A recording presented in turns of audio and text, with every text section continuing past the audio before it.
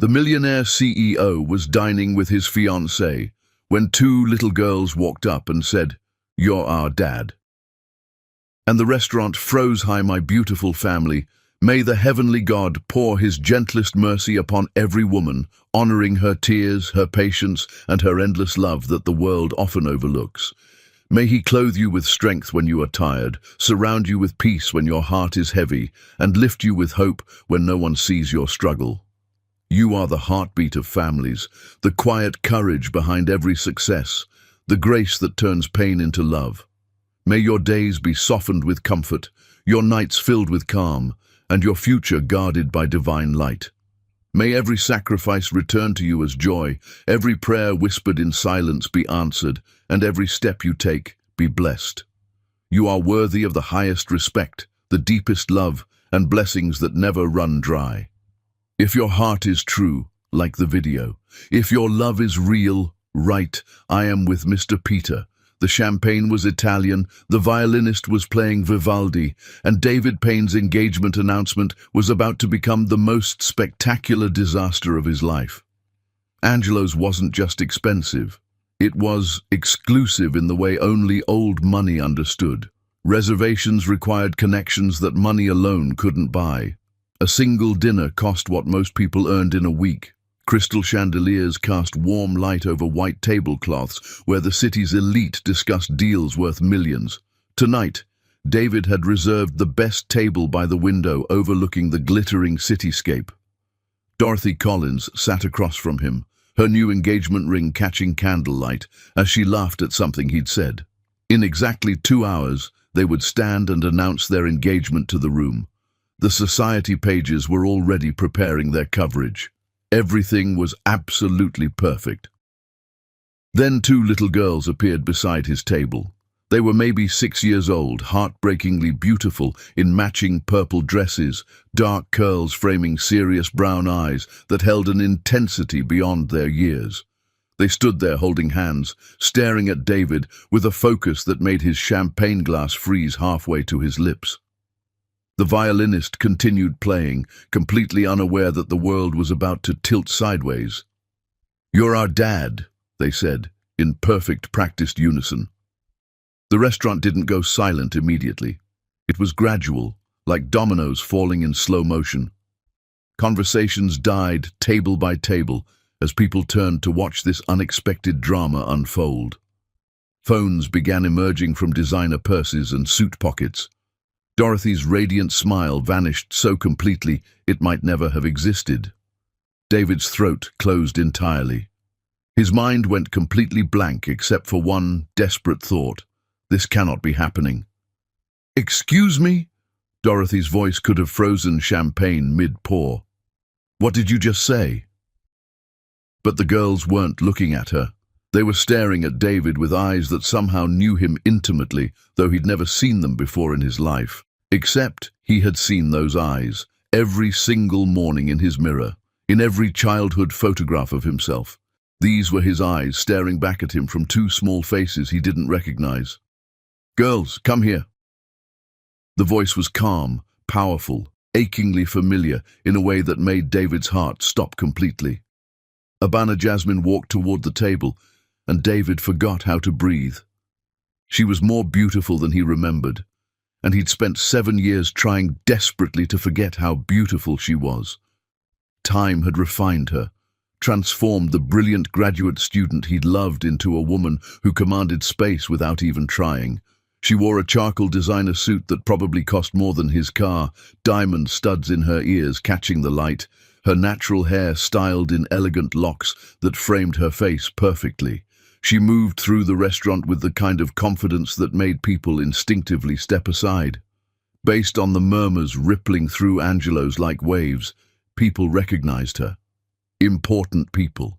Powerful people. People who actually mattered in this city. "Hello, David." Her voice was perfectly steady, completely controlled, no emotion coloring it whatsoever. Professional, distant, absolutely devastating. "Dorothy." Dorothy stood so fast her chair scraped loudly against the expensive flooring. "Who the hell are you?" Abana smiled, but there was no warmth in it. Not cruel exactly, just factual. like she was stating something everyone should already know. I'm the woman David loved before you existed in his life.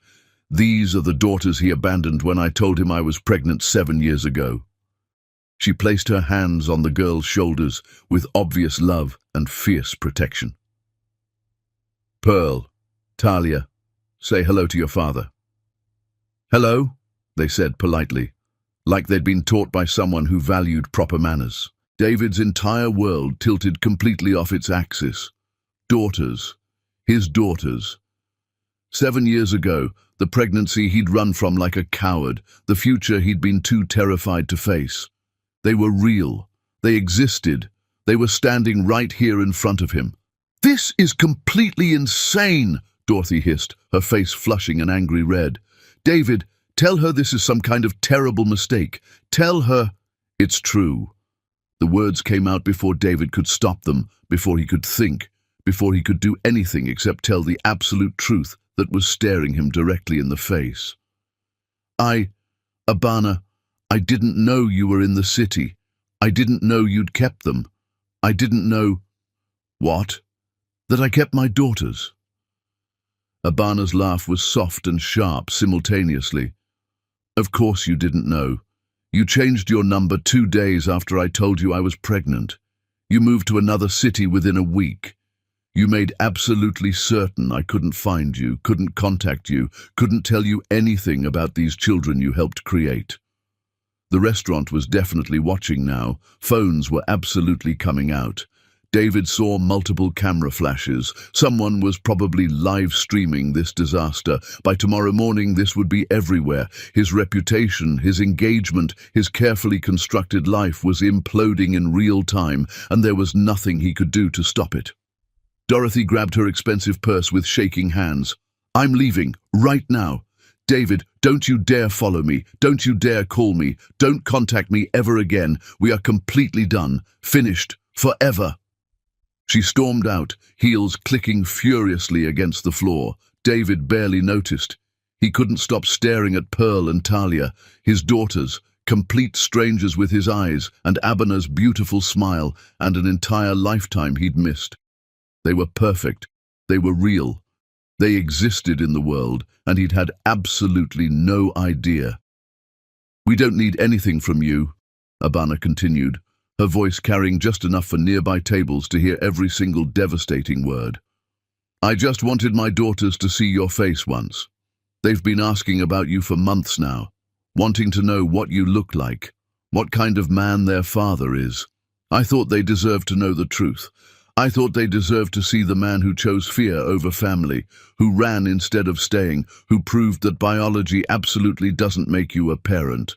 The words landed like physical blows. David felt every single one. Abana, please. His voice cracked completely. Can we talk somewhere private? Can I explain? I need to— Explain what exactly? That you were young? That you were scared? That you weren't ready? Abana's voice softened slightly, which somehow made everything so much worse. I know all of that, David. I knew it then.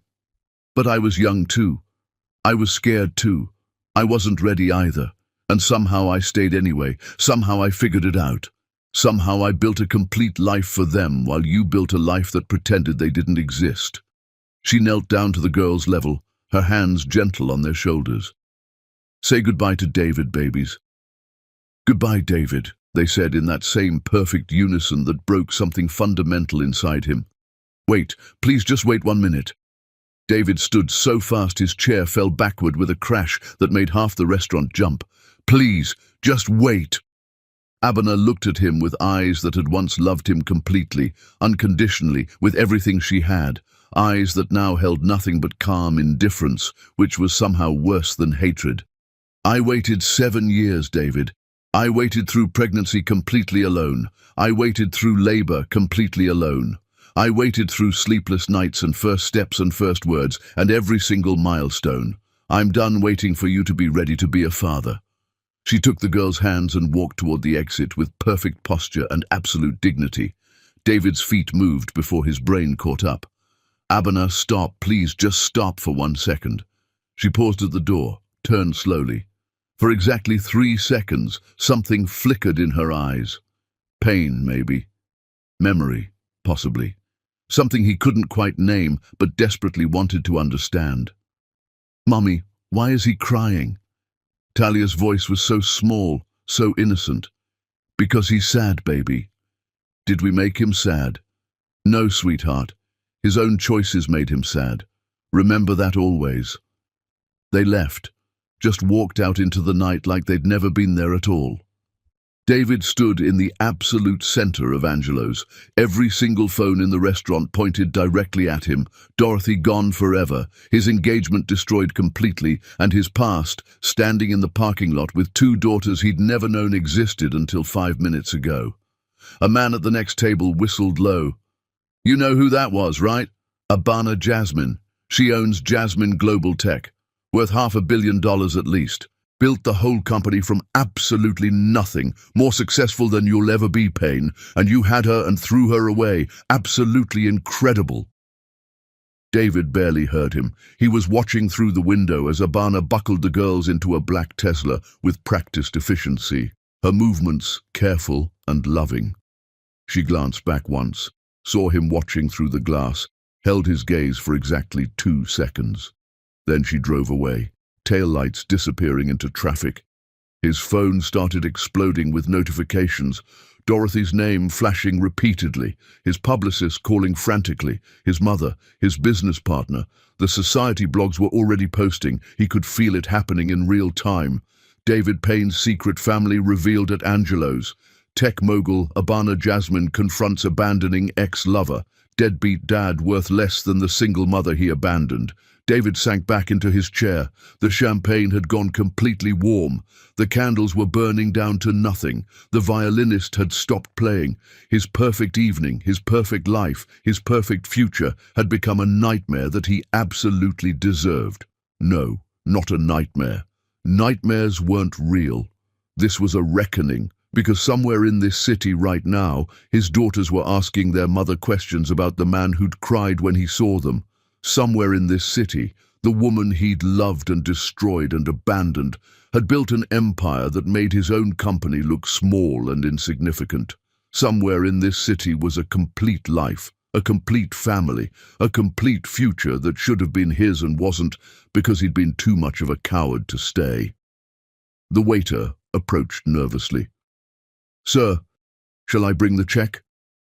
David nodded without speaking. His hand shook as he signed the receipt, his signature barely legible. As he stood to leave, he noticed something that made everything exponentially worse. The reservation card on the table next to his, reserved for Jasmine party of 3. The table where Abana and the girls had been seated before approaching him. She'd been here the entire time. She'd sat 15 feet away, watching him with Dorothy, watching him celebrate an engagement to another woman. She'd planned this moment, chosen it deliberately, orchestrated his destruction with surgical precision, and somehow that made it so much worse and so much better simultaneously, because Abana Jasmine wasn't the desperate single mother he'd left behind 7 years ago. She was a woman powerful enough to walk into the most exclusive restaurant in the city, sit close enough to watch her ex-lover without him even noticing, and choose the exact perfect moment to completely shatter his world. She didn't need him. She'd never needed him. And that truth hit David harder than anything else that happened that terrible, perfect, devastating night. Chapter 2. What Love Used to Be. Dorothy's text came at midnight, short and absolutely brutal. "Don't contact me, don't explain, don't apologize, don't exist in my life. We're done, forever." David sat in his downtown penthouse, still wearing the suit from Angelo's with its perfect pocket square and cufflinks that cost more than Abana probably spent on groceries in a month 7 years ago.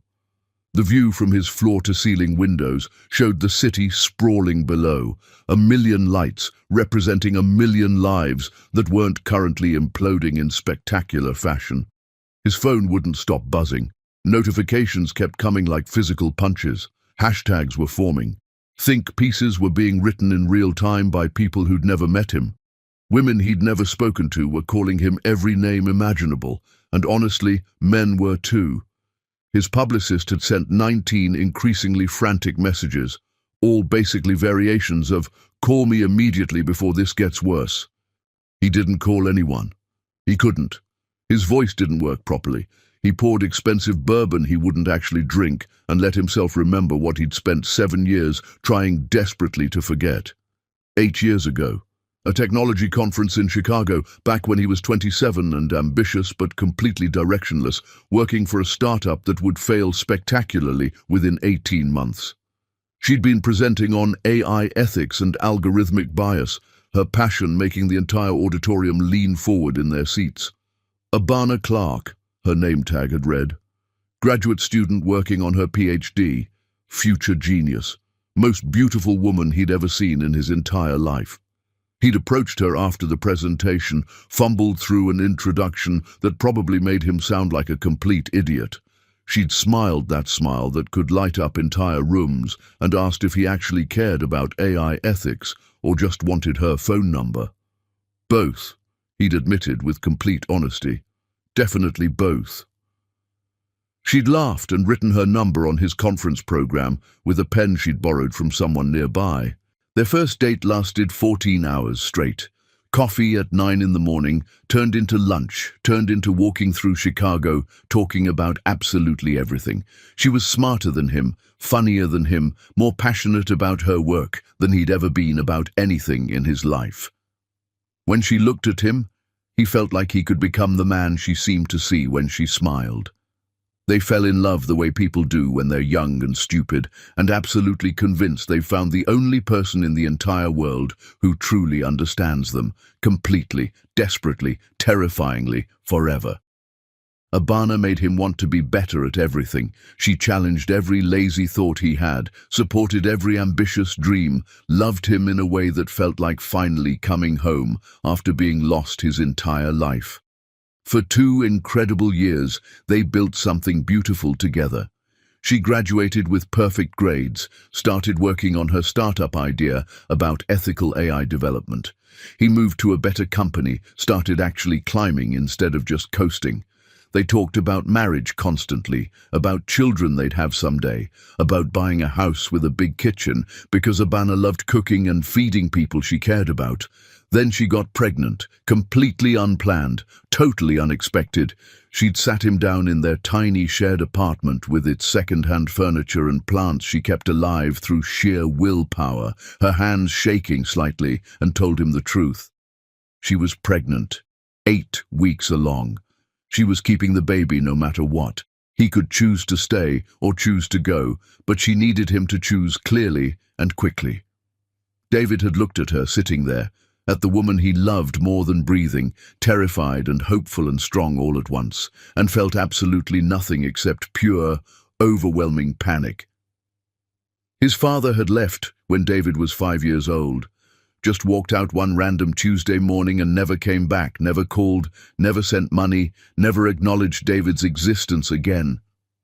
David's mother had raised him completely alone, struggling with 2 jobs and constant exhaustion, and he'd watched her break slowly under the impossible weight of single parenthood. He'd promised himself at 10 years old that he would never put a woman through that, never become his father, never abandon his own children the way he'd been abandoned. So when Abana told him she was pregnant, all David could think was, "I'll fail. I'll hurt them worse than if I'd never been there at all. I'll leave eventually, because that's what men in my family do. Better to leave now, quick and clean, than destroy them slowly over years." "I can't do this," he'd said, the words feeling like they came from someone else's mouth. "I'm sorry. I just can't." Abana's face had crumbled like he'd physically struck her. "David, please. We can figure this out together. We can—" "I'm not ready. I'll never be ready. I'm so sorry." He'd left that night with 1 suitcase, changed his number the next morning, moved to another city by the end of the week. He'd run like the absolute coward he was, completely convinced he was sparing them from his inevitable failure as a father and partner, except he'd failed anyway, just faster, just more cruelly. David's phone rang, shattering the painful memory. His mother. He almost didn't answer, almost let it go to voicemail. But he answered. "David Michael Payne." Her voice was pure fury mixed with absolute heartbreak. "Tell me this is a vicious lie. Tell me you didn't abandon Abana when she was pregnant with your children." "Mom, that sweet, brilliant girl. I loved her like my own daughter. You brought her to Christmas dinner and she made my grandmother's sweet potato pie from memory after I mentioned it exactly once. And I thought, finally, my son found someone worthy of him, someone who could make him truly happy. And you left her pregnant?" I was scared. Dad left us and I was terrified I'd become him, and I thought, you were a coward. Your father was a coward who destroyed our family, and I raised you better than that, and you became him anyway. You became exactly what you swore your entire life you'd never be. The words hit like physical violence because they were completely, devastatingly true. "I know," David whispered. "Mom, I know. I'm so sorry." She was crying now, her voice breaking apart. "Those little girls, my grandbabies, my own granddaughters, and I missed 7 entire years of their lives because my son was too weak to face his fear. Do you understand what you stole? From them, from me, from Abana, from yourself?" "I understand now." "No, you don't. You can't possibly understand until you've lived it." "Then help me understand, please, Mom." "There's nothing to understand, except this. You apologize to Abana. You apologize to those children. And then you spend every single day for the rest of your miserable life making it right. That's all you can do now. That's your only option." She hung up. The silence afterward felt absolutely enormous. David's hands shook as he set the phone down carefully. Making it right. How did someone make 7 years of complete absence right? How did someone fix that kind of fundamental damage? His email pinged loudly. His board chairman. "Emergency meeting tomorrow morning, 9 sharp. The Angelos incident has investors extremely concerned about your judgment and the company's reputation. Be prepared." Another email arrived immediately. "A major client pulling their multi-million-dollar contract. We can't be associated with this kind of PR nightmare. Consider our agreement terminated effective immediately." Another email. Another. They kept coming like punches. By the time the sun rose over the city in shades of pink and gold, David had lost 3 major contracts worth millions of dollars. His engagement, his mother's respect, and every single illusion that he could somehow outrun consequences forever. He pulled up Abana's company website with shaking hands. Jasmine Global Tech. The homepage showed her speaking at a major international conference, commanding the stage like she was born for it. The About page had her full biography, and reading it was absolutely staggering. PhD completed while pregnant with twins. Company founded when the girls were barely 2 years old. Now a recognized leader in ethical AI development with major government contracts and Fortune 500 clients. Awards, recognition, success that made his own accomplishments look small and hollow and meaningless. She'd done everything they'd dreamed of doing together. Without him. Despite him. Better without him than she ever could have been with him. David closed his laptop and watched the sun rise over a city that felt completely foreign now. Somewhere out there right now, Abana was probably making breakfast for Pearl and Talia, reading to them, getting them ready for whatever 7-year-olds did on Sunday mornings after destroying their absent father's life, living a complete, beautiful life he'd never be part of. His phone buzzed with a news alert. Jasmine Global Tech wins major government contract worth $200 million, beating out Payne Technologies in final bidding. David actually laughed out loud, a broken, bitter sound that echoed in his empty penthouse. She wasn't even trying to destroy him. She was just better. At business, at life, at absolutely everything that actually mattered, and he'd had her complete love once, had held it in his hands like something precious and irreplaceable, and he'd thrown it away because he was too terrified to believe he actually deserved it. Unless. The thought was small and desperate and probably completely foolish, unless he could somehow, impossibly, find a way to earn it back. Not her love. He absolutely didn't deserve that, and probably never would. But maybe some small corner of their lives, maybe a chance to know his daughters, Maybe an opportunity to prove he wasn't the man who ran, wasn't his father, wasn't the coward the entire internet now knew him to be. It was probably a foolish hope, almost certainly impossible. But foolish hope was infinitely better than no hope at all. And David Payne had absolutely nothing left in his life except hope. Chapter 3. The Crumbling Empire.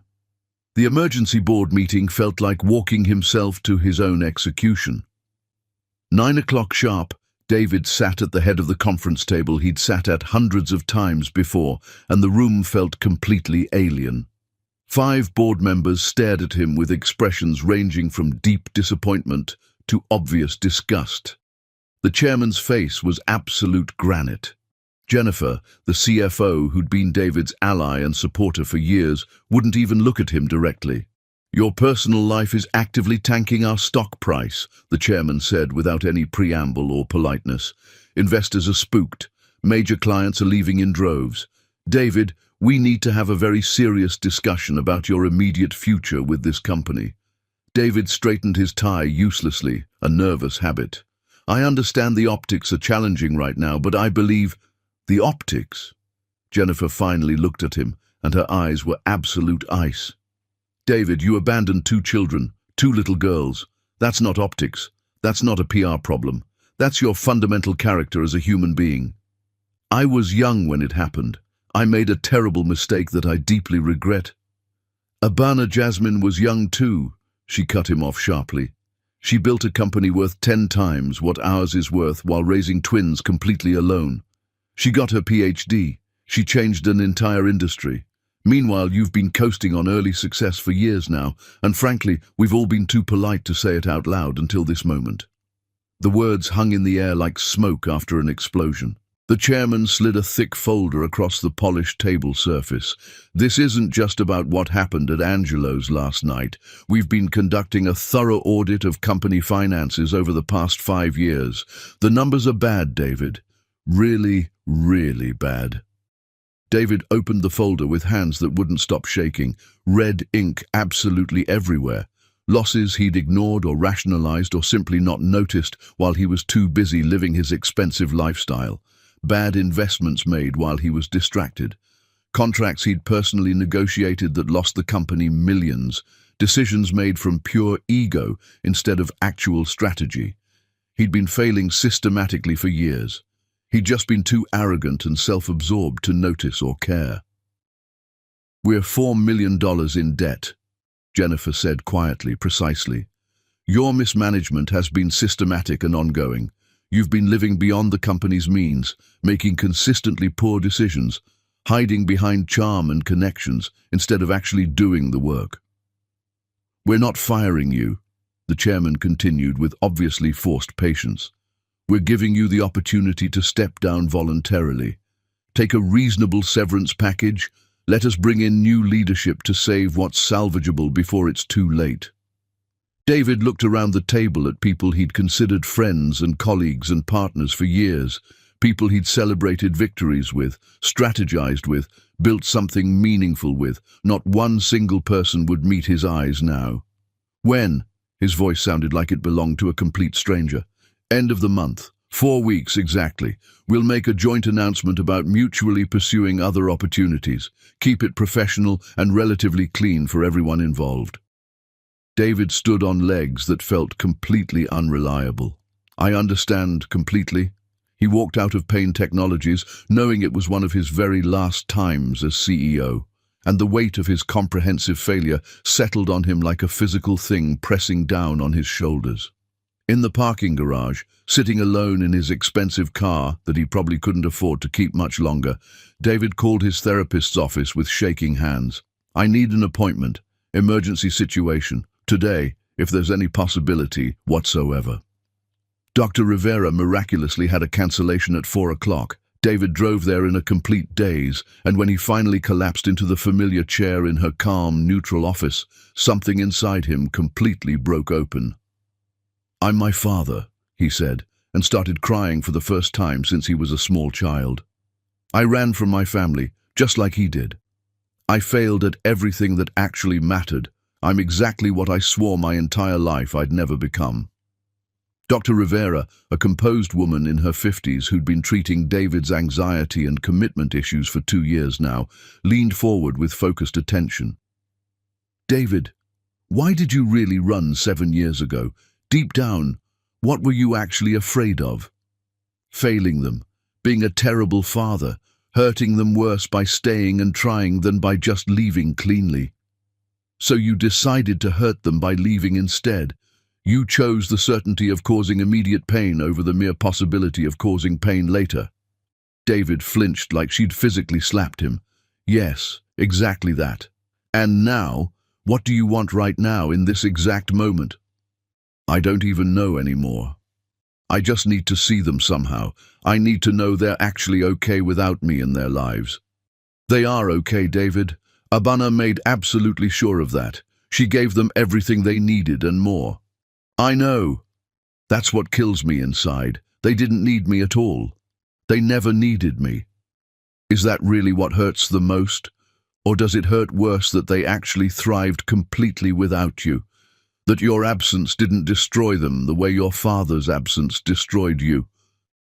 David sat with that question for a long moment. Let it sink in deeply. The truth was ugly and selfish and completely accurate. "Both," he finally admitted quietly. "I wanted to be necessary to someone. I wanted to matter fundamentally to someone's life. And I threw away the only people who could have made me matter in that way, and now I'm just nothing to anyone. Just a coward who everyone can see clearly now." "You're not nothing, David. But you are hurting in ways that have absolutely nothing to do with Abana or your daughters. You've been running from yourself for your entire adult life."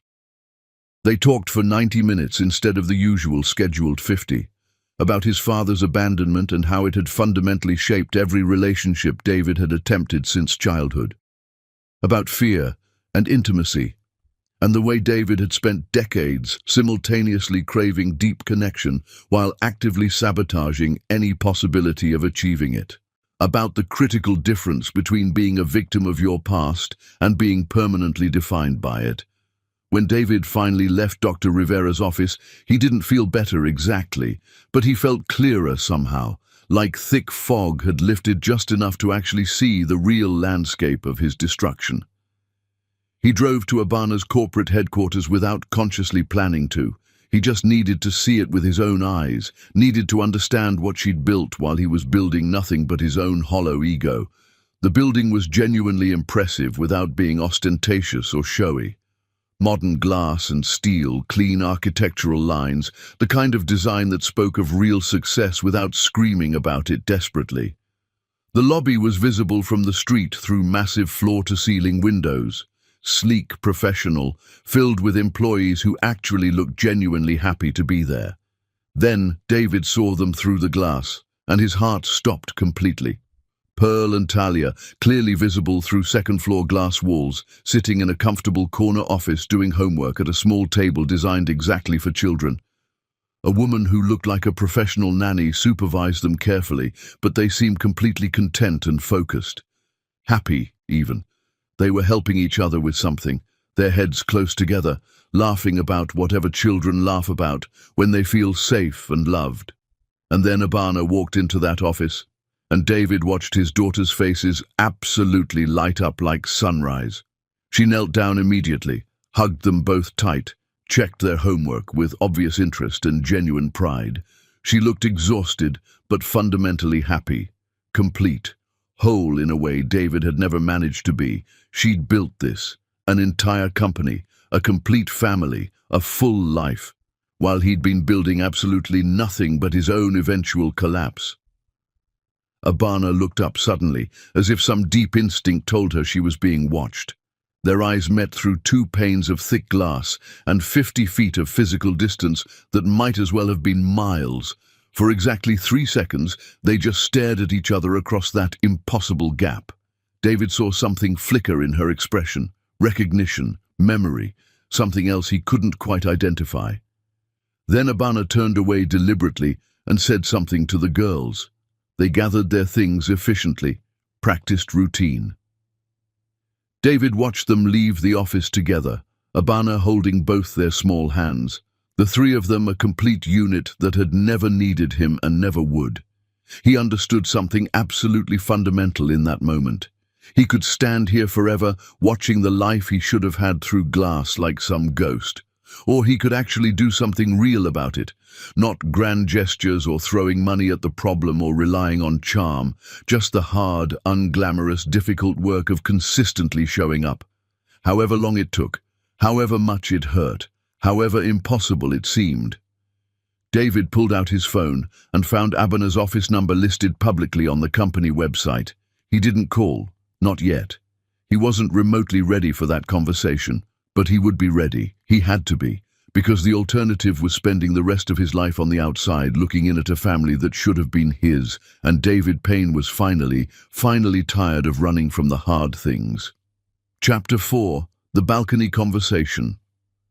The Children's Education Foundation Gala wasn't just another charity event.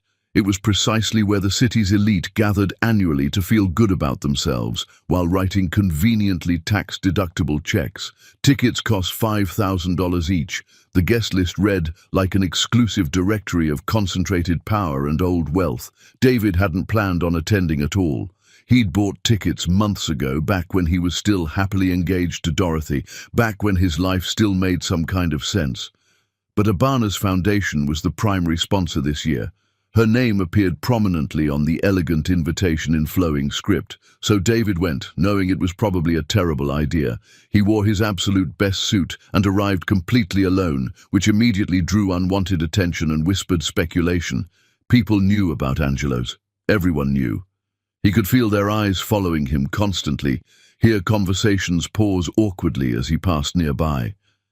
He found a strategic corner with a clear view of the entire room, and nursed a drink he had absolutely no intention of actually finishing while watching Abana command every single person's complete attention. She was absolutely magnetic tonight, wearing a stunning gold dress that caught every light source every time she moved. She glided effortlessly between wealthy donors and powerful politicians and influential business leaders with perfect ease and grace, making everyone laugh genuinely, listening with what appeared to be sincere interest, making each individual person feel like the most important one in the entire room.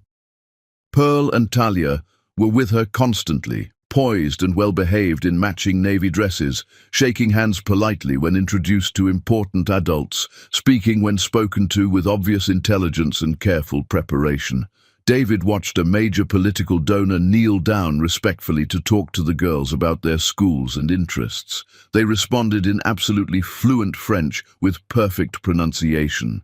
The donor looked absolutely delighted and charmed. He'd missed this completely, every single moment of this. Their first words in any language, their first steps, their first day of school, their first everything.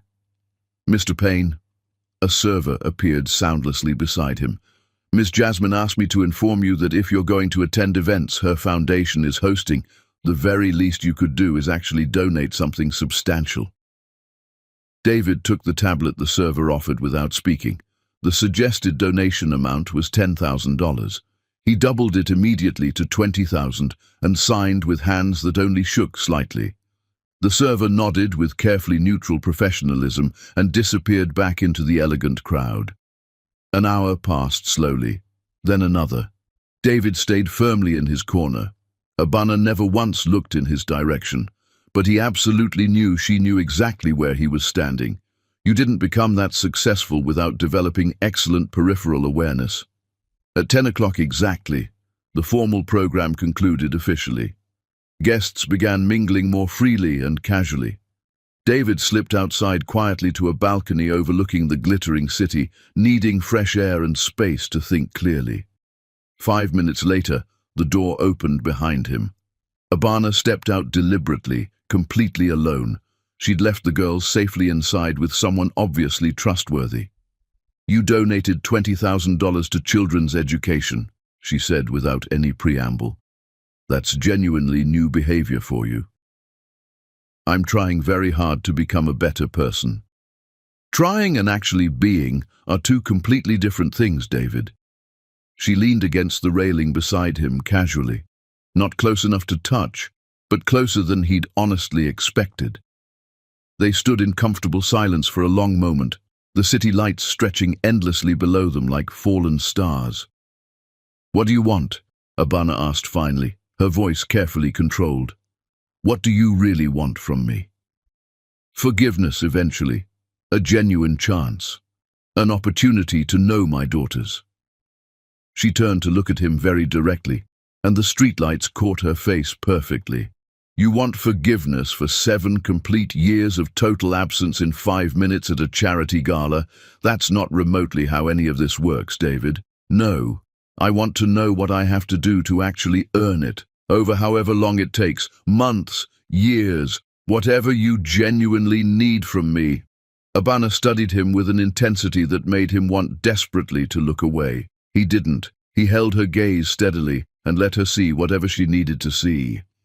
"You can't charm your way back into our lives with words," she said quietly but firmly. "You can't buy your way back with generous donations to my causes. Those girls in there don't need a father who shows up exclusively for the Instagram-worthy moments and the impressive public events. They need absolute consistency. They need reliable presence. They don't need grand gestures that mean nothing. They just need someone who shows up every single time, no matter what. No excuses ever. Tell me exactly how to do that, please." "Why should I tell you anything? You had your perfect chance to be a father 7 years ago, and you deliberately chose not to take it. You chose yourself over them before they were even born." "I know that, and I will genuinely regret that choice until the day I die, but they're still my daughters biologically, and I'm asking you, begging you if absolutely necessary, for just one chance to actually know them." Abana's jaw tightened visibly. She looked away, out at the endless city. "Do you have any real idea what you're actually asking? Those girls have a complete life already, a solid routine, real stability, good friends, a school they love, activities, a whole functional world that works perfectly without you in it. You don't get to waltz in 7 years late and disrupt all of that just because you finally decided you're ready to try." "I'm not trying to disrupt anything at all. I'm trying to be part of it, however you allow, whatever boundaries you set." "And what happens when it inevitably gets hard? When the novelty wears off completely and you realize that actual parenting isn't fun adventures and cute photos? When you realize it's exhausting and boring and completely thankless most of the time? Then I'll still show up anyway, because that's what real parents do." Abana laughed, but there was absolutely no humor in it. "You have no idea what real parents actually do. You've never changed a single diaper. Never stayed up all night with a sick child running a high fever and crying. Never missed important work because of a school play. Never sacrificed a single thing you actually wanted for them. Not even once." "You're completely right. I haven't done any of that, but I desperately want to learn now." "It's not about wanting, David. It never was. It's about genuine commitment. It's about showing up even when you absolutely don't want to, even when it's incredibly hard, even when there's no reward. Then let me prove I can actually commit. Give me conditions. Give me strict rules. Give me whatever structure you need to feel safe letting me near them. I'll meet every single requirement." Abana turned to face him fully, and in her eyes he saw 7 complete years of raising children alone, of making every decision alone, of being simultaneously mother and father. "You want conditions? Fine. Here are my non-negotiable conditions. You move to this city permanently and immediately. You find a qualified therapist and commit to weekly sessions, real therapy, not just when you're in crisis mode.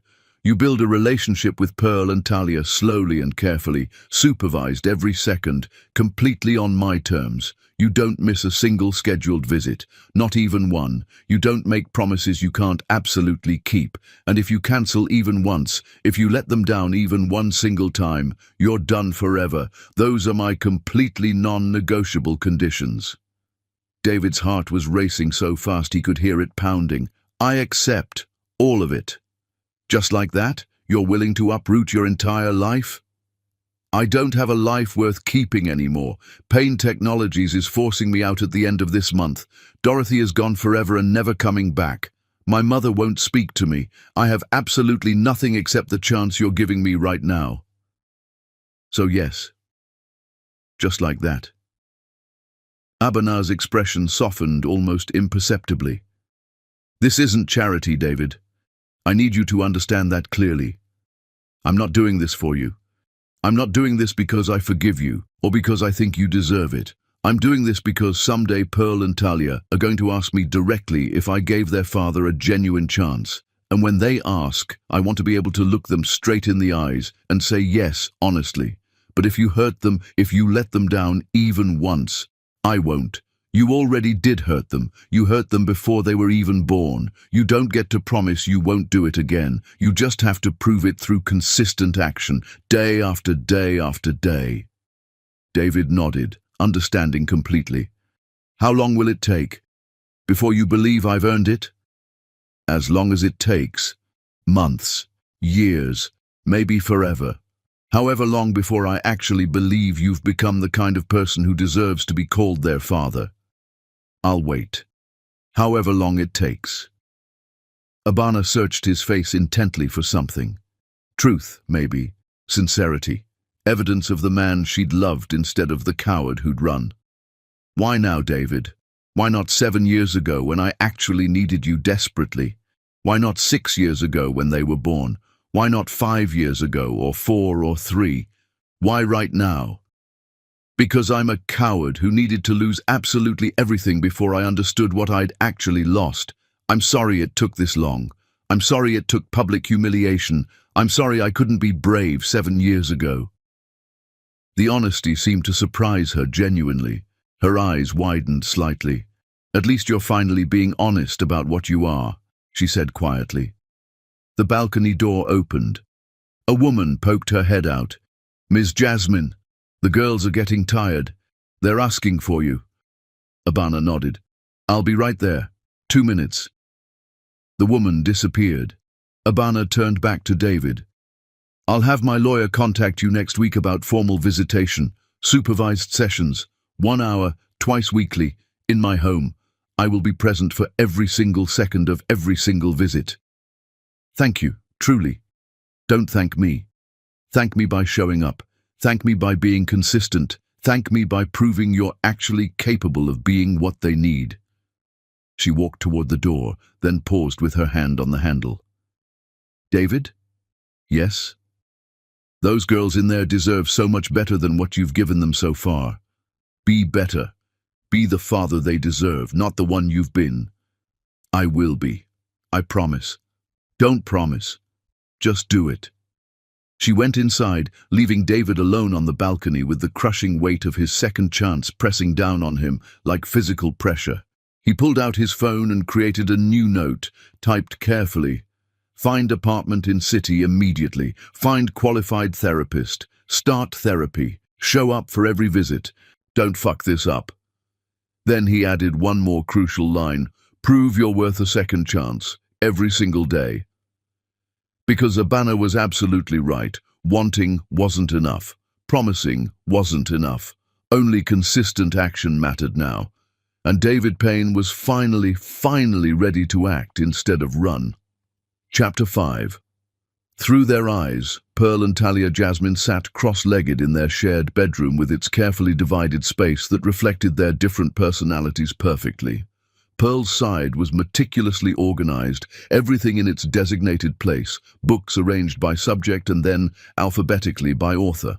Talia's side was creative chaos incarnate, art supplies scattered across every available surface, half-finished drawings pinned to walls creating a colorful collage, colors absolutely everywhere.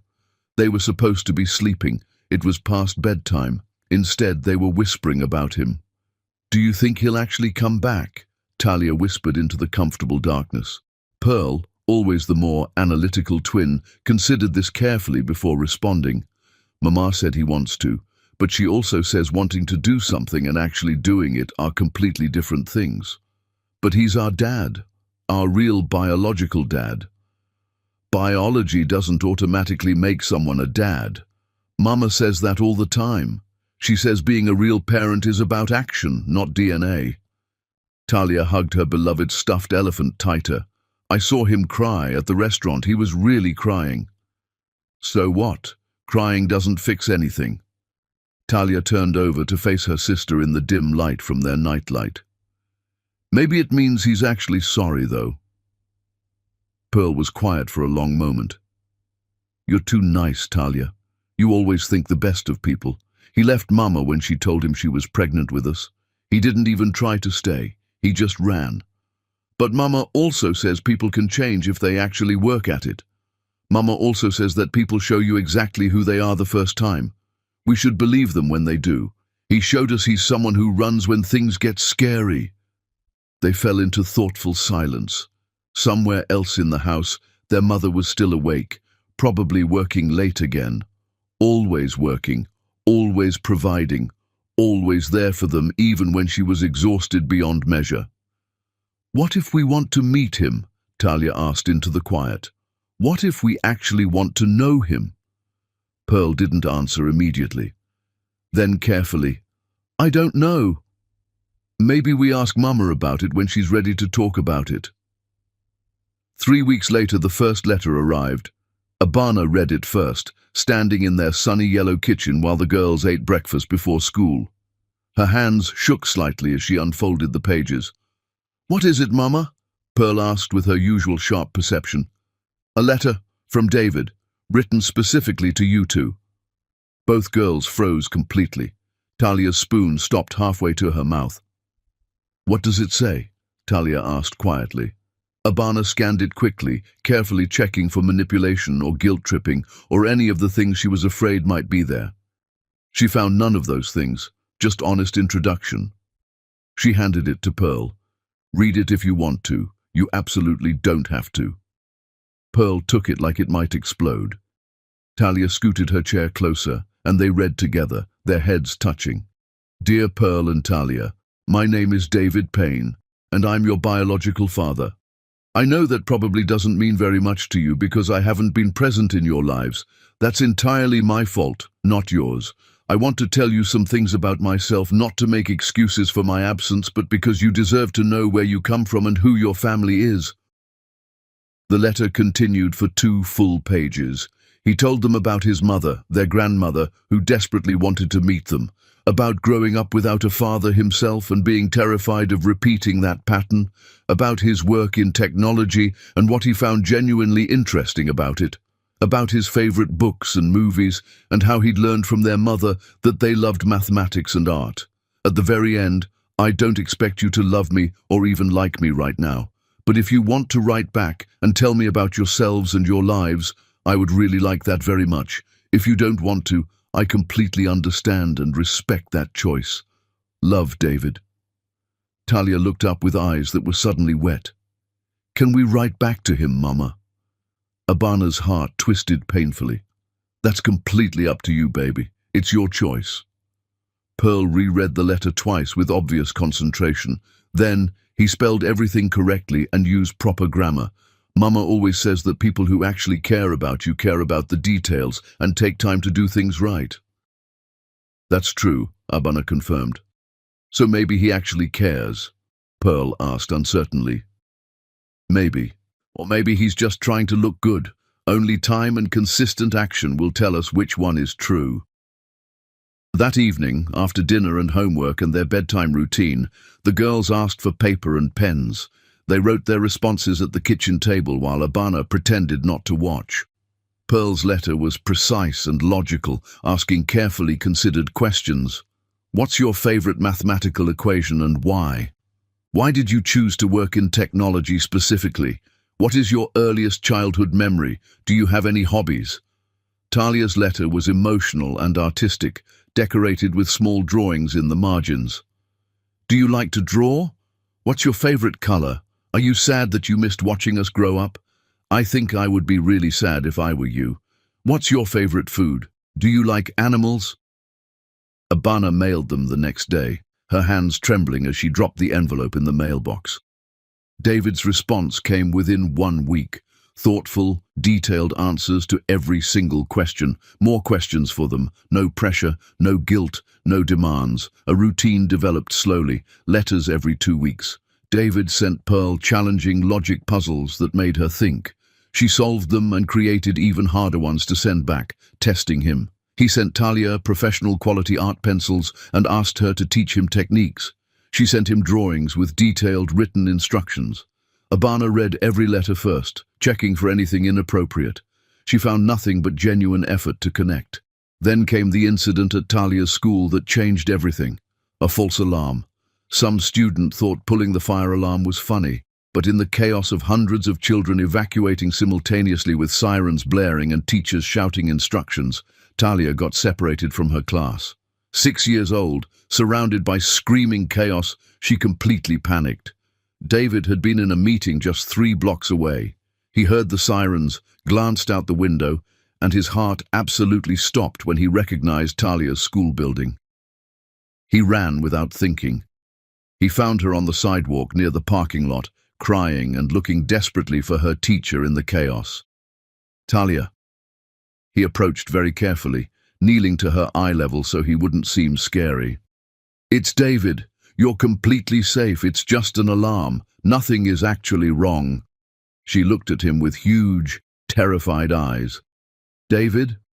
"Yes, your mom is on her way right now. Can I stay with you until she gets here? Would that be okay?" Talia nodded, still trembling. David sat beside her on the curb, careful not to touch her without permission, just being present. "Want to hear a story about stars while we wait?" "Okay." He told her about constellations, keeping his voice calm and steady to help ground her. About how ancient peoples looked at random scattered stars and made them into pictures and stories. About how light from stars takes so long to reach Earth that when we look up at night, we're literally seeing the past. "So the stars we see might not even exist anymore?" Talia asked, distracted from her fear. "Some of them, yes.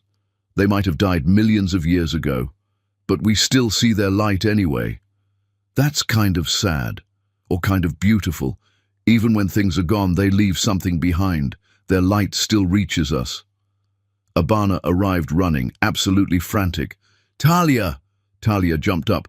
"Mama!" Abana scooped her up, held her tight, then saw David standing nearby. Understanding crossed her face immediately. "I was nearby for a meeting," David explained quickly. "I heard the sirens and just wanted to make sure she was okay. I didn't take her anywhere, I just stayed with her." Abana's eyes were wet as she studied David, then looked at Talia. "Are you okay, baby?" "I'm okay now. David told me about stars. It was really nice." Abana looked at David for a long moment. Something shifted in her expression. "Thank you," she said quietly, "for being here." Just 2 words, but they mattered more than anything. That night, Abana sat both girls down in the living room. "David has asked if he can visit, to meet you properly in person. How would you feel about that?" Pearl, always cautious. "Where would he visit?" "Here, in our home. I'll be here the entire time, just 1 hour. We can try it once and see how everyone feels." Talia looked hopeful and scared simultaneously. Pearl looked uncertain. "What if we don't like him after we meet him?" Pearl asked. "Then we don't do it again," Abana said firmly. "You two are in control, always. Your comfort and safety come first." Pearl considered this carefully. "Just 1 hour?" "Just 1 hour." "Okay, we can try 1 hour." Talia bounced slightly in her seat. "Can I show him my drawings?" Abana smiled despite the anxiety churning in her stomach. "If you want to, baby, absolutely." After they went to bed, Abana called David. Her heart was pounding. "They agreed to meet you." Complete silence on the line. Then David's voice, thick with emotion. "Thank you. I'll be there. Whatever day, whatever time you say. Saturday afternoon, 2 o'clock. Don't be even 1 minute late." "I won't be." "Abana, Don't. Just show up. That's all I need from you right now." She hung up before he could respond, before she could hear the emotion in his voice and feel her carefully constructed walls starting to crumble. Because this wasn't about her and David and whatever they used to be. This was about 2 little girls who deserved to know their father if he could prove himself actually worth knowing, and Abana would protect them with absolutely everything she had while they figured that out. Chapter 6. The Twist. Abana's parents arrived on Friday evening, the night before David's first scheduled visit. Her mother, Ruth, brought containers of home-cooked food. Her father, Joseph, brought the heavy weight of 7 years of unspoken judgment. "You're really letting that man meet my granddaughters?" Joseph's voice was tight with something Abana couldn't quite identify. Abana stirred the pot on the stove, deliberately not looking at him. They deserve the chance to know him, or at least to know they tried. That man abandoned you when you needed him most. "I'm very aware, Daddy. I was there." Ruth touched Joseph's arm gently. "Baby, we need to tell her. We should have told her years ago." Abana turned completely around. "Tell me what exactly." Her parents exchanged a long look. Joseph's jaw worked like he was chewing something bitter that wouldn't go down. 7 years ago, Ruth said quietly, her voice careful. "About 2 weeks after David left you, he came to see us." The wooden spoon in Abana's hand clattered to the floor, sauce splattering. "What did you just say?" Joseph stood abruptly, his chair scraping loudly. "He showed up at our door late at night crying like a child, said he'd made the worst mistake of his entire life, said he wanted to marry you, wanted to be there for the baby, said he was finally ready and wanted our blessing." Abana's legs went weak. She grabbed the counter to stay upright. "And you didn't tell me? You didn't even mention this?" "You were 8 weeks pregnant and absolutely devastated," Joseph said, his voice rising with defensive anger. "That boy ran the moment things got difficult, then he came crawling back 2 weeks later like that somehow made it acceptable. I told him no. I told him that if he couldn't commit from the very beginning, he shouldn't commit at all." "You sent him away?" Abana's voice was barely a whisper. "You made that choice for me? I protected you. You took away my choice." Abana was shaking now. "You took away my agency, my right to make my own decisions about my own life." Ruth stepped between them. "Abana, sweetheart, you have to try to understand. You were so broken when he left. We'd watched you cry for days. You thought wrong." Abana's hands were shaking violently. "I spent 7 years believing he never even tried to come back. 7 years telling our daughters their father didn't want them, didn't care enough to try. And he did try. 2 weeks later, he actually tried." Joseph's face was stone. He was weak, a scared boy. He would have run again eventually. "You don't know that. You can't possibly know that. I know men like him, boys who run when reality gets difficult." Abana laughed, a harsh sound with no humor. "And what do you think he's doing right now, Daddy? He's here. He moved to this city. He quit his job. He's in therapy every week. He writes to our daughters. He showed up when Talia needed him at her school. Maybe if you'd given him a chance 7 years ago, if you'd let me make my own choice." "Don't you dare blame me for his failures." "I'm not blaming you for his failures. I'm blaming you for taking away my choice, for lying to me for 7 years, for deciding you knew what was best for me like I was a child who couldn't handle my own life." The kitchen fell into heavy silence. Abana sank into a chair, her head in her hands. "I could have made an informed decision. I could have told him to prove himself or leave forever. I could have set terms and boundaries. But you took that from me. You decided for me. You treated me like I was incapable of handling my own life." Ruth knelt beside her daughter, tears streaming. "We were wrong. I can see that now, baby, but we were so scared. We'd watched you love that boy with everything you had, and when he left, we watched you completely shatter. We just wanted to protect you from more pain." "By lying to me for 7 years? That's protection?" Joseph's voice was quieter now, almost broken. "I thought I was doing the right thing. I thought I was protecting my baby girl from a weak man who would hurt her again. Well, you weren't. You were wrong." They sat in terrible silence. The food on the stove had stopped bubbling. Finally, Abana spoke. "Does he know that you turned him away?" "I don't know," Ruth admitted. "We never told him to keep it secret. We just assumed he'd move on and never mention it." Abana stood, her decision crystallizing. He's meeting the girls tomorrow, and after that meeting I'm asking him what happened 7 years ago. I deserve the complete truth, even if it's 7 years too late. Joseph opened his mouth to argue, then closed it. He looked suddenly old, tired, diminished. For what it's worth, he said quietly, I am genuinely sorry. I thought I was protecting my baby girl from more heartbreak. I never wanted to hurt you. Abana's eyes filled despite herself. I know, Daddy. But you did hurt me anyway. You hurt all of us. Her parents left shortly after. Abana cleaned the kitchen in a daze, her mind spinning with this new information. David had tried to come back. Not after years of therapy and growth and loss. After 2 weeks, when the fear was probably still overwhelming and he'd barely had time to process anything. He'd tried, and her father had sent him away. It didn't erase what David had done. He'd still left initially, still made the coward's choice at the worst possible moment, still caused 7 years of damage, but it added crucial context, a different shape to the story she'd been telling herself and their daughters for 7 years.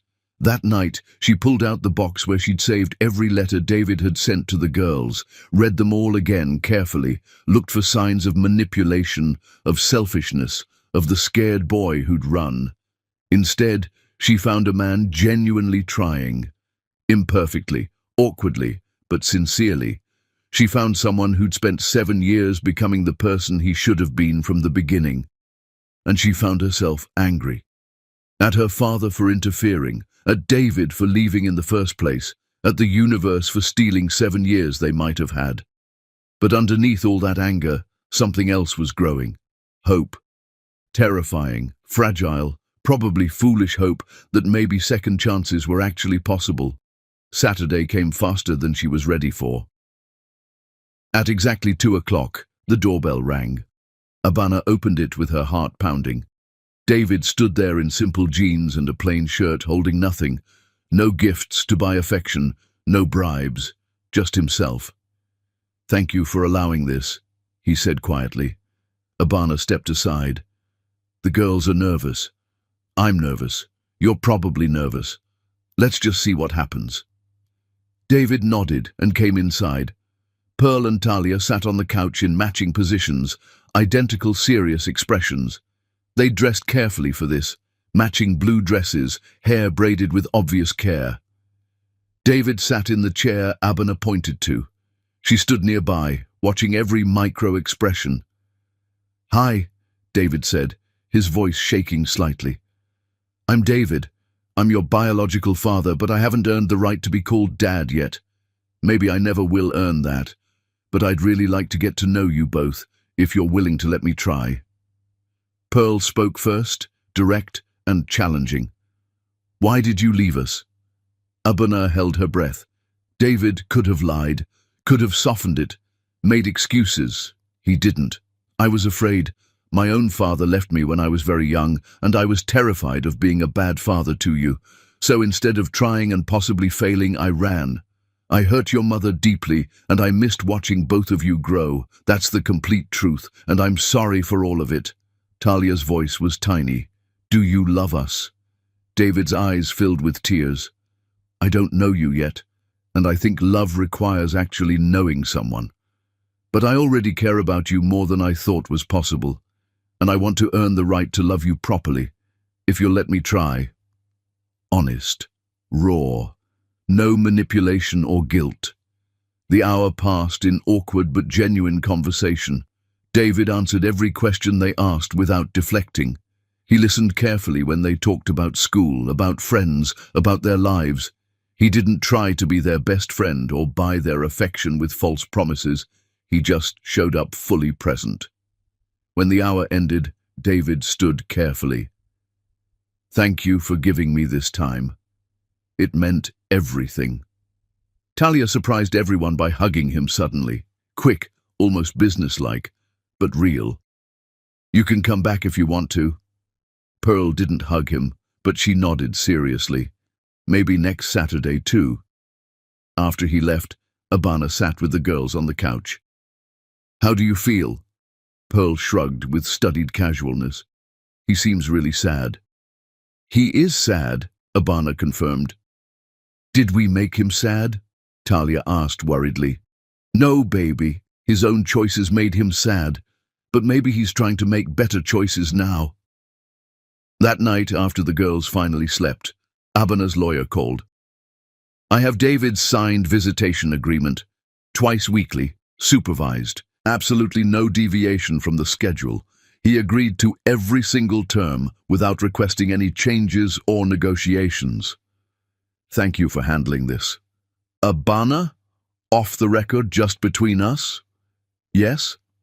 I've seen dozens of absent parents try to come back into their children's lives. Most of them want to look good, not actually be good. This man, I genuinely think he's trying to actually be good. Just thought you should know my professional opinion. Abana hung up and stared at her ceiling for a long time. Trying wasn't the same as succeeding, but maybe it was enough to build something on. Maybe. Chapter 7. Building Trust. 3 months of visits, twice every single week without fail. Wednesdays at 4 o'clock, Saturdays at 2. David was never once late, never cancelled, never had an excuse for why he couldn't show up. At first, the girls were polite but emotionally distant. By week 6, they started to actually relax around him. By week 10, they were actively teaching him things about their world. No, you have to blend the shadows like this, Talia explained with patient concentration, showing David her watercolor technique.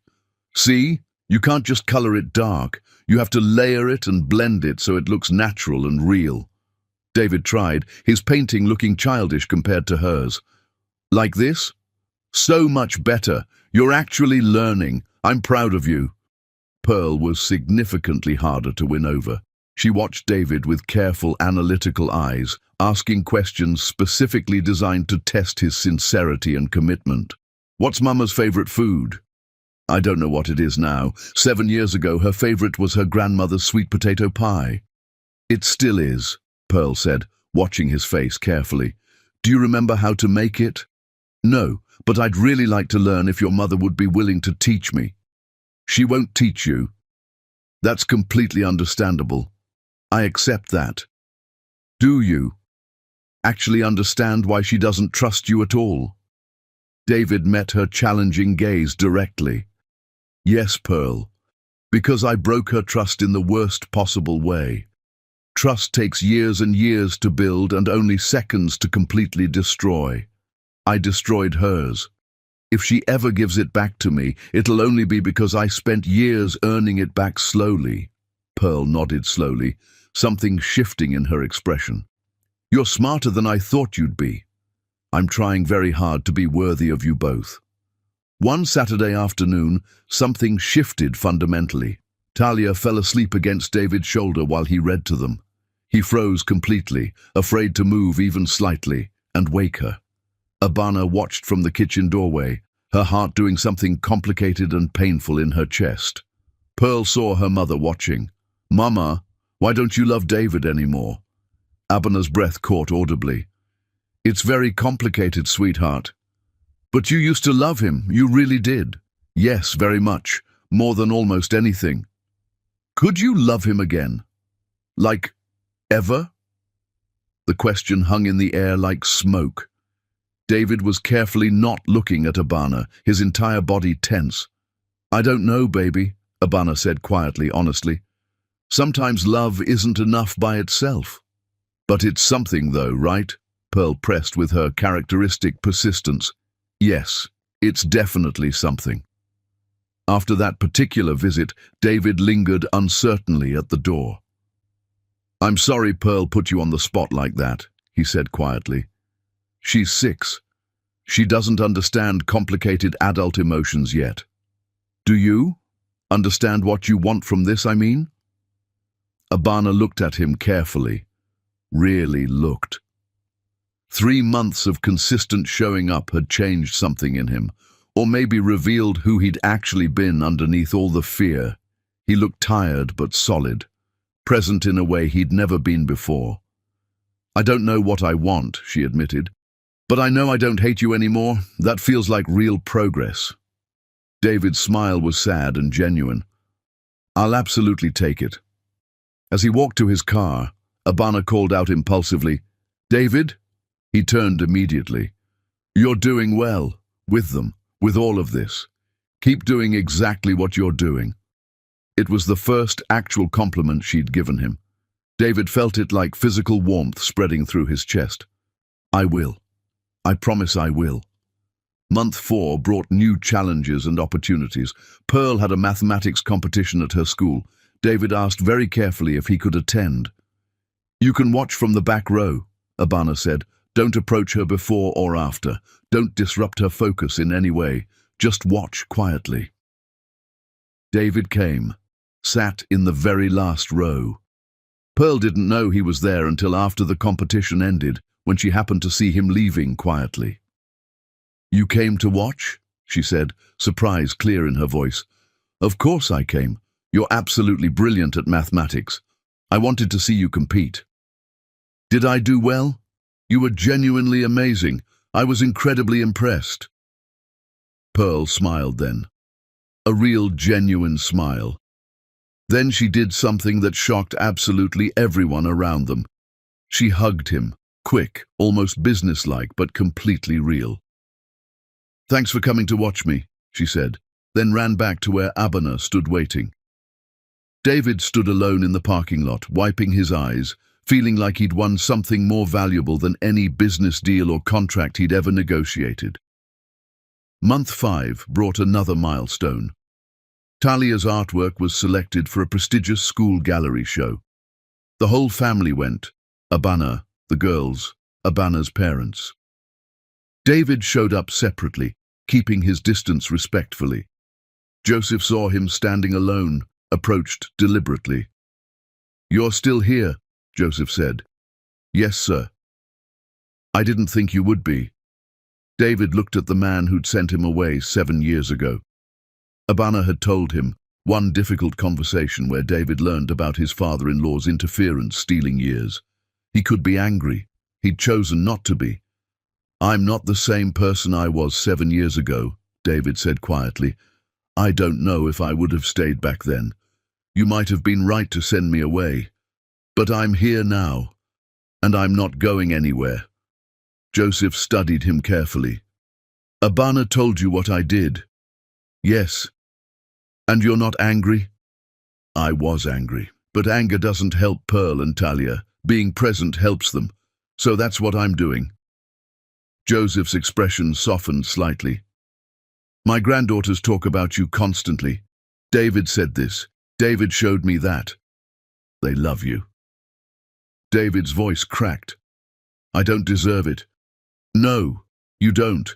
But love isn't about deserving. It's about choosing. They chose you. Don't make them regret it. I won't, sir, I promise. Joseph extended his hand deliberately. David shook it firmly. Not forgiveness, but acknowledgement. Later, Talia ran up to David excitedly. Come see my painting. He followed her, and she explained every brushstroke with genuine enthusiasm. Pearl joined them, adding her analytical perspective on the composition.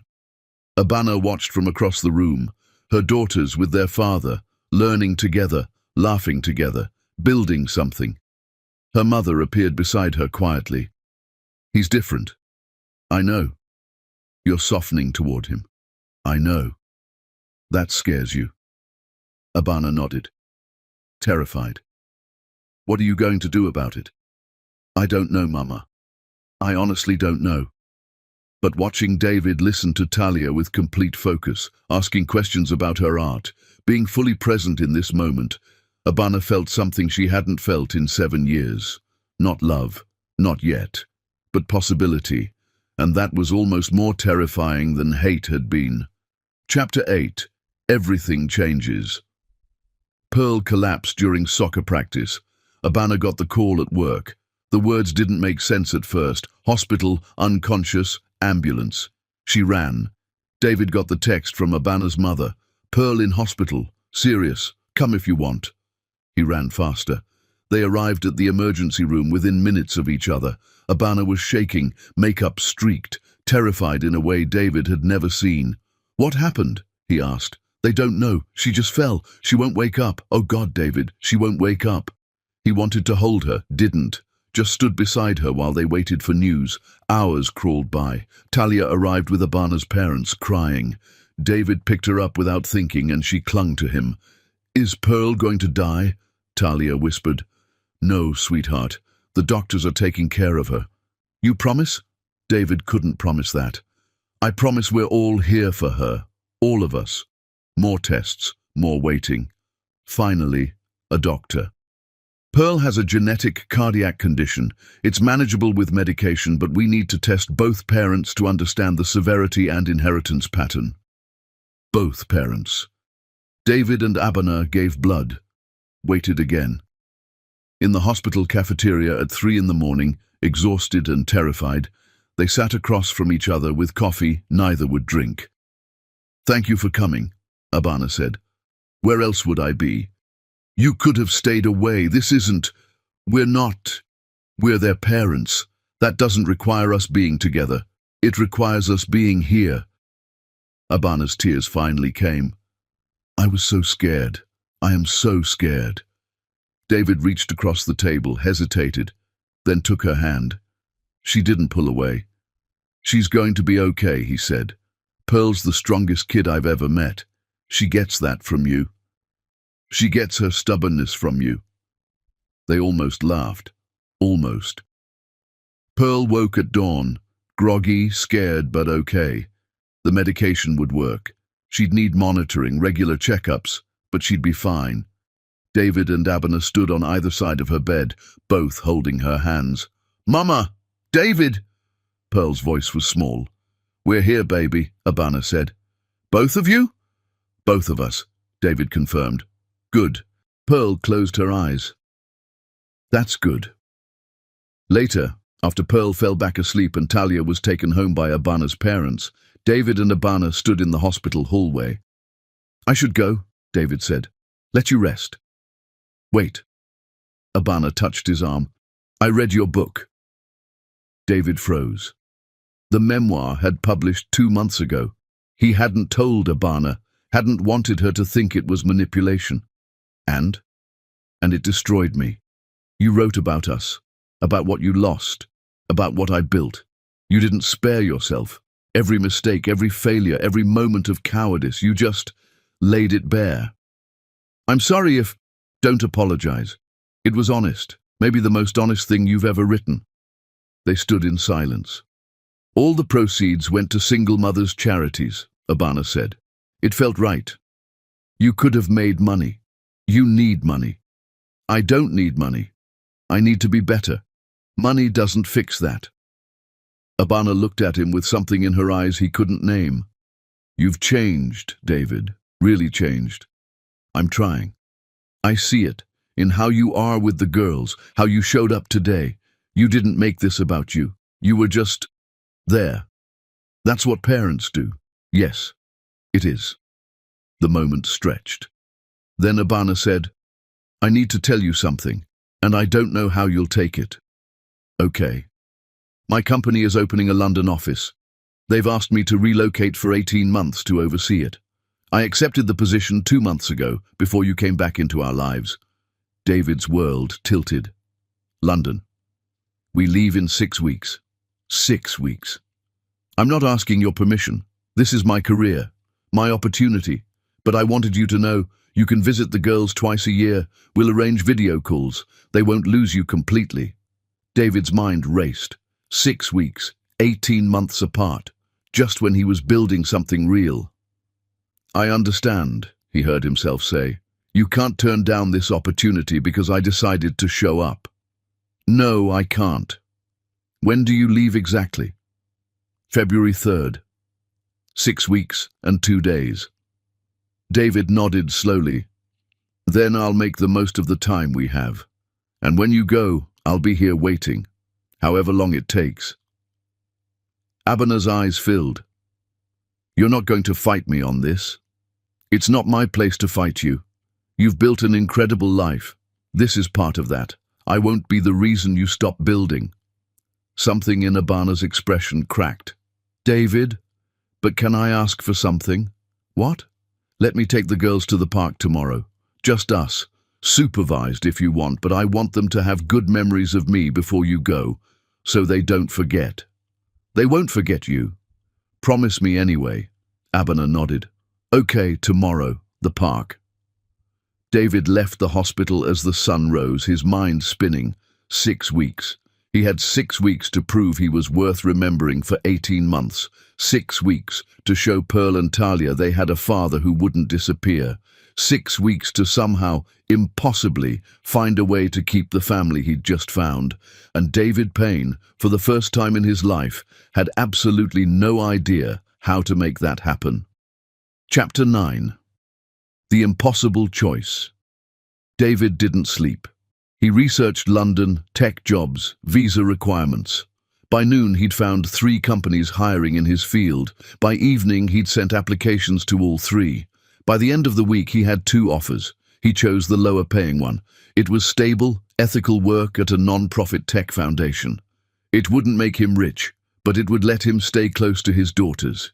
He quit his current job without hesitation, sold his apartment, started planning a move across an ocean. He didn't tell Abner, not yet. The visits with Pearl and Talia intensified. Every moment felt precious now. David taught Pearl chess. Talia taught him watercolor. They went to museums, parks, bookstores, building memories. "Are you excited about London?" he asked them one Saturday. "Yes," Talia bounced. "Mama says there are castles." Pearl was quieter. "I'll miss my friends, and my school, and you." David's heart cracked. "I'll miss you too, so much." "Will you forget about us?" "Never, not even for a second." "Promise?" "I promise." 3 weeks before London, David knocked on Abana's door at 8 at night. Unusual, unscheduled. She opened it, concerned. "Is everything okay?" "I need to tell you something." They sat in her living room. The girls were asleep. "I'm moving to London too," David said. Abana stared. "What?" "I have a job. I found an apartment. I'm moving 2 weeks after you do, once my visa clears. I'm not asking to live with you or be with you. I'm just asking to be in the same city as my daughters." "David, you can't upend your entire life." "Why not? You did it 7 years ago when I left you. You rebuilt from nothing while pregnant with twins. If you can do that, I can move to London." "That's not the same." "You're right, it's not. You did it alone and scared. I'm doing it with purpose and support. I'm doing it because I refuse to lose my daughters again." Abana stood, pacing. "This is crazy. What about your career? Your life here?" "My career is what I make it. My life is wherever my daughters are. I've spent 7 years prioritizing the wrong things. I'm done making that mistake." "David, I'm not asking your permission, Abana. I'm informing you as a courtesy. I'll respect your boundaries. I'll follow your rules. But I'm going to be there. For Pearl and Talia, however you allow." Abana looked at him with an expression he couldn't read. Fear, hope, anger. "You're serious?" "Completely." "You've already accepted the job?" "Yes." "And if I asked you not to?" "I'd still go. But I'd hate that we disagreed." Abana sat down hard. "I don't know how to feel about this." "That's okay. You don't have to know." They sat in silence. Finally, Abana spoke. "The girls will be happy you're coming." "And you?" She looked at him. "I don't know, David. I honestly don't know." 2 weeks before London, Abana asked David to meet her at the park. Their park, where they'd fallen in love 8 years ago. He arrived hopeful. Maybe this was progress. Maybe she was softening. Maybe... Abana was crying before she spoke. "You can't come to London." The world stopped. "What?" "I can't do this, David. Every time I think I can let you back in, I remember labor alone. Their first words with no one to share them with. 7 years of, 'Mommy, why doesn't Daddy love us?' I can't risk my heart again. I can't let the girls get more attached if you might leave." "I won't leave. I've proven..." "You've proven 1 year. You destroyed 7. The math doesn't work, David. Then give me 7 years. Give me 10. Give me..." "No." She stood, resolute. "I'm taking the girls to London. You can visit twice a year under supervision. That's all I can give you. I'm sorry." David felt like he was drowning. "Abana, please, I love you. I've always loved you." Her tears fell harder. "I know, and I hate that it's not enough." "What if I promise?" "Don't make promises, just don't." "Then what do you want from me?" "Nothing, that's the point. I don't want anything from you because every time I do I remember you weren't there." David stood, desperate. "I'm here now. I've been here for months. I haven't missed a single visit. I moved to this city for you. I quit my job for you. What more can I do?" "You can't fix 7 years in 1 year, David." "I know, but I'm trying. What else can I—" "Stop trying!" Abana's voice broke. "Stop trying to fix this because you can't. You can't fix the labor. You can't fix the sleepless nights. You can't fix telling our daughters their father didn't want them. You can't fix any of it." The words hung between them like a chasm. David's voice was barely a whisper. "So that's it? You're taking them to London and I get twice a year? That's it? After everything? After all the work?" "After everything." David turned away, hands shaking. "I'll accept your terms. Twice a year visits, monthly video calls, whatever you want. But I'm still moving to London. You can't stop me from living in the same city." "Why? What's the point if you can only see them twice a year?" "Because I'll know they're nearby. Because if they need me, I'll be close. Because hope is better than nothing." Abana's face crumbled. "This is cruel.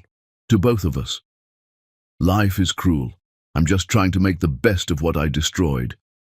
He walked away before she could see him completely break. That night, Pearl and Talia knocked on their mother's door. "Mama, are you crying?" Abana wiped her face. "Come here, babies." They climbed into bed with her. "Is David coming to London with us?" Talia asked. "No, sweetheart. He's staying here." "Why? We love him." The words were a knife. Pearl, always perceptive, said quietly, "You love him too, Mama. I see it." "It's not that simple, Pearl." "Why not?" How did she explain to a 6-year-old that love and trust weren't the same thing, that her heart wanted to forgive, but her head knew better? "Because love isn't always enough," Abana said finally. "But it's something," Pearl pressed. "Right?" Abana thought about David's face in the park, about him moving to London anyway just to be near them, about a year of showing up, of proving himself, of trying. "Yes," she whispered, "it's something." That night, she sat alone in her bedroom, staring at a photo from 8 years ago, her and David at a tech conference, laughing in love, believing they had forever. She'd spent 7 years hating him, 1 year watching him change, and now she was choosing fear over hope. Just like he had. The realization hit like a physical blow. She was doing exactly what David had done, running instead of fighting, protecting herself instead of risking her heart. Abana pulled out her phone, typed a message, deleted it, typed another. "I think I'm making a mistake." She stared at the unsent message to David for an hour, then deleted it and turned off her phone. 2 weeks until London. And Abana had never felt more lost in her life. Chapter 10. The Reunion. 1 week before London, David stood at Abana's door at 9 at night, soaking wet from rain. She opened it, surprised. "David, I'm not here to change your mind." "Then why are you here?" "To say goodbye, properly, to the girls and to you." She let him in. The girls were asleep upstairs. They sat in the living room where they'd sat dozens of times. David pulled out 3 envelopes. "These are for Pearl and Talia. Letters for every birthday until they're 18. Everything I want them to know. How proud I am, how sorry I am, who they are." His voice cracked. "I'll still visit twice a year, like you said, but in case something happens, they'll have these." Abana took the letters with shaking hands. "David," he pulled out a 4th envelope. "This is for you. I can't. You don't have to read it now or ever, but I needed you to have it." He stood to leave. "David, wait." Abana's voice stopped him. "I'm scared." He turned. "Of what?" "That I'm making the same mistake you did, running instead of fighting." Silence filled the room. Abana continued, voice breaking, "You told me love is a choice, every day, even when it's hard, especially when it's hard. And I've been choosing fear, just like you did 7 years ago. Abana, I've been protecting myself instead of risking my heart, building walls instead of bridges, and I'm terrified that I'm destroying something real because I'm too scared to try." David's breath caught. "You have every right to protect yourself, after what I did. But is that who I want to be? The woman who builds walls, or the woman who fights for what she loves?" Her hands trembled as she opened the 4th envelope. Read it. It wasn't a love letter. It was a legal document. David had put everything, his remaining savings, his investments, every asset, into a trust for Pearl and Talia. Abana was the executor. He'd signed away everything. At the bottom, a handwritten note. "This is proof I'm not here for your money. I'm not here for anything except you and our daughters. Everything I have is theirs. I just want to be part of their lives. That's all I've ever wanted." Abana looked up, tears streaming. "You gave them everything. They're my everything. You're my everything." She stood, walked to him, looked in his eyes. "If I do this, if I let you in, you need to understand what you're promising. Stability for our daughters. Partnership with me. Staying when I'm difficult, when life is boring, when it's not romantic." "I know. You're really moving to London?" "I already have the job, the apartment. I was going regardless of what you decided." Abana cupped his face, 7 years of walls finally shattering. "What if I want more than that?" David's voice broke. "What are you saying?" "I'm saying I'm terrified. I'm saying you destroyed me. I'm saying I built myself back up and I don't need you." "I know, but I want you. God help me, I still want you." They kissed, desperate, 7 years pouring out, healing and breaking. Abana pulled back. "This doesn't fix everything." "I know. You have years of proving yourself." "I know. And if you ever make me regret this—" David kissed her again, pulled back. "I won't. I swear on everything I am." She took his hand, led him upstairs. They moved carefully. This wasn't just physical. It was restoration. Every touch an apology. Every kiss a promise. Afterward, lying together, Abana traced patterns on his chest. "We're not telling the girls yet. We take this slow. Whatever you need. And therapy, couples therapy, starting next week. Already researched therapists in London." She laughed. "You're serious about this?"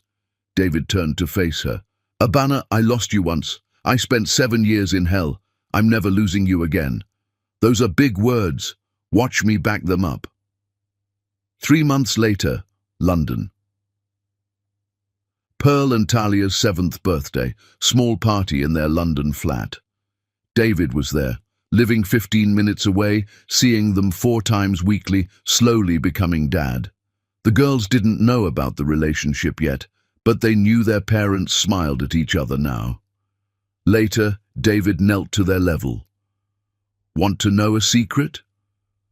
Both girls leaned in. "I'm the luckiest man alive, because I get to be your father, and because your mother gave me a second chance I didn't deserve." Talia hugged him. "We're glad you came back." Pearl said, "We love you, David." His eyes glistened. "I love you both too." After girls went to bed, David and Abana stood on the balcony overlooking London. "No regrets?" David asked. Abana leaned into him. "Thousands, but none about this. I'm going to spend the rest of my life making sure you never regret this." "That's a long time." "Not long enough." They kissed as the city sparkled below, 2 broken people who found their way back. Not because it was easy, because they chose it, every day, even when it was hard, especially when it was hard. The end.